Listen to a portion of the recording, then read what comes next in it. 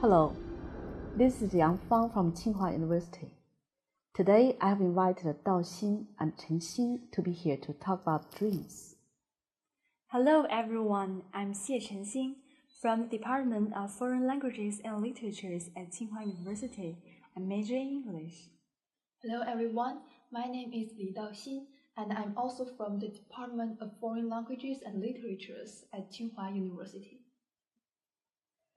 From paragraph 1, we can see that dreams have been studied and interpreted extensively. Dreams have historical, personal, and religious significance. For example, dreams are described in great details in more than 70 passages in the Bible. Now let's look at how dreams are interpreted and recorded in history. I've heard of that in ancient time. People write down their dreams on the clay template to memorize and cherish their dreams. Okay, Daoxin, do you think dreams have anything to do with our real life?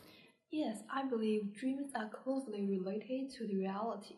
For example, sometimes when an examination is around the corner, I may get worried and then dream about not doing really well in the exam. It happens to everybody. Yeah. In this passage, do we find the meaning of the dreams? Although some scientists have some solid and specific information about dreams, they still don't know the exact meaning of the dream stages. What does dream stage mean, Daoxin? Yeah, I guess there are different stages of sleep, like the shallow stage or some deeper stages, and they may involve different activities like dreaming or the eyeball movements. But dream itself remains a huge myth to people all over the world. In this passage, the writer is suggesting that the study of a world of dreams is a secondary mental activity. So, Daoxin, how do you understand this sentence? Well, I think in the secret world of dreams, we are able to observe many of our more subtle mental activities or states that are not that easily visible when we are awake. So I really think dreams can serve as a window into our inner world.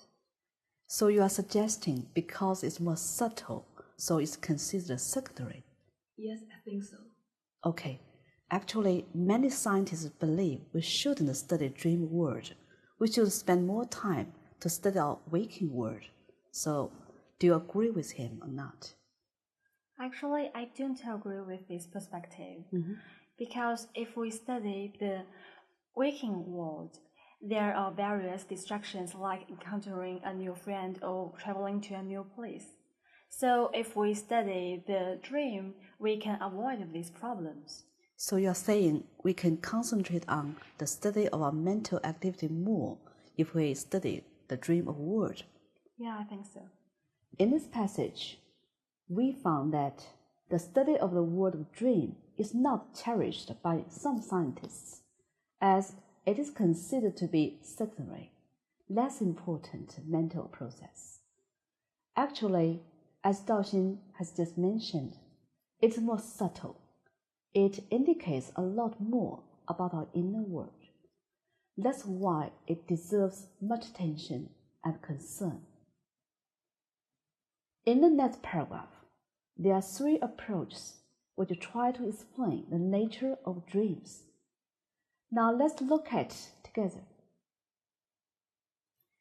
Among these 3 approaches, now let's first go to Freud's theory.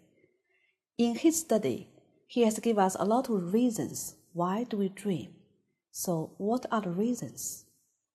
We dream because we want to fulfill our wishes, which is fulfillment. Yeah, for example, we may dream about getting something that we always long for in our real life, or finally living up to other people's expectations. So he's talking about all the goals we want to achieve? Professor Yang, I'm wondering why it is so difficult for us to interpret the dream. Dreams is actually very complicated. According to Freud, he discovered that we have 2 wonderful way to draw the distinction between manifest and latent content. For example, what you can see is observable, that is obvious, that is easy to understand. But I wonder, how do you understand latent content of dream? Daoxin, how do you understand latent? Latent content is the true meaning of our dreams, but it can be distorted or hidden by the manifest content, so that makes it difficult for us to truly understand and explain our dreams. That's very good interpretation. In our daily life, we got things we can say we want. There are also things we cannot say it openly. We call that unsatisfied needs. So how do you understand this expression? According to the cognitive theory, this is not the reason why we dream. These scientists believe that even when we are dreaming, we are also processing information and solving problems, just as we are awake. And they think we can be really creative in our dreams. So you believe dream is a way to get inspiration, and dreams make us more creative, right? Yes. Yeah, for example, Stevenson got the inspiration of the novel The Dr. Jekyll and Mr. Hyde from his dream. That's a very good example. Professor Yang, I'm curious about the details of the activation synthesis theory. In this text, we have mentioned 3 approaches. In the first approach, the Freud tried to explain what is dream and how dream works. Another theory is a cognitive theory, while in the third approach, dreams reflect the brain's efforts to make sense out of or find a meaning in a neural activity that takes place during sleep. In this view, the brain's activity involves a great deal of random activity. And Professor, how is this theory fundamentally different from Freud's theory? It is different. While Freud tried to explain the shifting in dreams as the dreamers attempt to avoid the unpleasant experiences. In this theory, the shifting is due to normal cycles of neural activation. To sum up, dreams are merely a slight show here in the third approach. People are very curious about dreams. Do you have your own questions?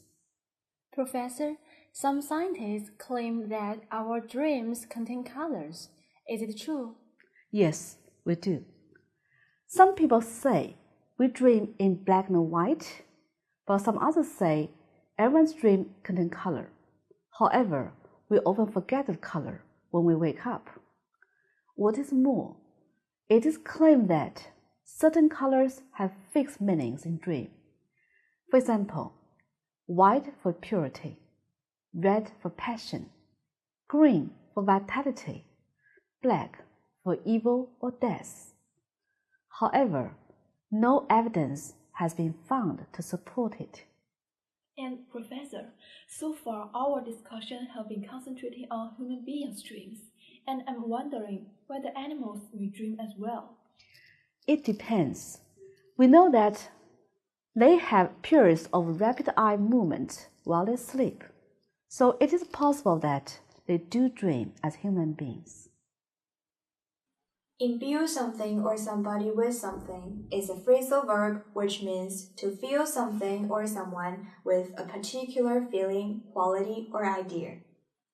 The dawn of something means the start of a period of time or the beginning of something new. This sentence means that when we have language, what we start to dream of are full of ideas which have historical, personal, and religious significance. At length means for a long time.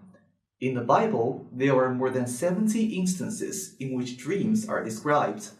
Also, in many ancient cultures, dreams are not separated from reality. Rather, dreams are an extension of our real world.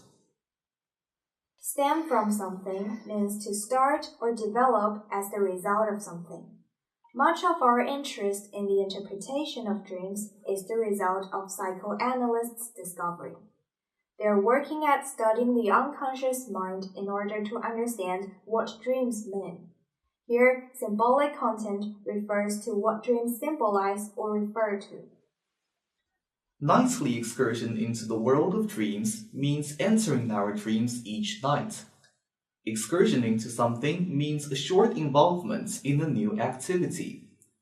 This sentence means that what we think while we dream is not as rational as what we think in daytime. Dreaming is considered to be a second-rate mental activity. According to Freud's study, we dream because we want to fulfill our wishes, hopes, and goals. Fulfillment is a feeling or satisfaction one gets from achieving something useful. To fulfill needs, especially for sex or aggression, is an unconscious attempt that can hardly be expressed or clarified. Go ungratified means it makes you unpleased or dissatisfied. Freud believes that explaining what dreams mean is difficult because we can successfully hide our wish and goals. But Freud thought that one can understand his inner struggles by finally finding issues that create difficulty in their lives. This is possible if we can discover the meaning of our hidden motivations and deeper ideas. Uncover means to discover some secrets or something hidden. Resolve means to solve or end a problem or difficulty. An arena refers to a space. A realm means area of activity, interest, or thought. Playout refers to an event which gradually takes place. This sentence means the dream is not a space where we can meet our unsatisfied needs. Dream may be a mental space where we can solve our problems and think creatively. When Hal waked up, he realized that he should put the hole for the thread at the end of the needle. He actually put the hole for the thread in the middle. Elude means to avoid or escape from. According to activation synthesis theory, the dreamer will try to avoid the unpleasant and the taboo. Shifting is a noun that refers back to the action of elude the unpleasant and the taboo. In the process of neural activation, one group of cells simply do what it usually does in the normal cycle of neural activation, while another set of cells is activated. Then a new dream will appear. A landscape is all the features that are important in a particular situation. Here, a dream landscape refers to all the important features of a new dream. This sentence means that about 80% of dreams, those of males and females included, have negative feelings. The writer uses present to indicate that negative emotions exist in their dreams.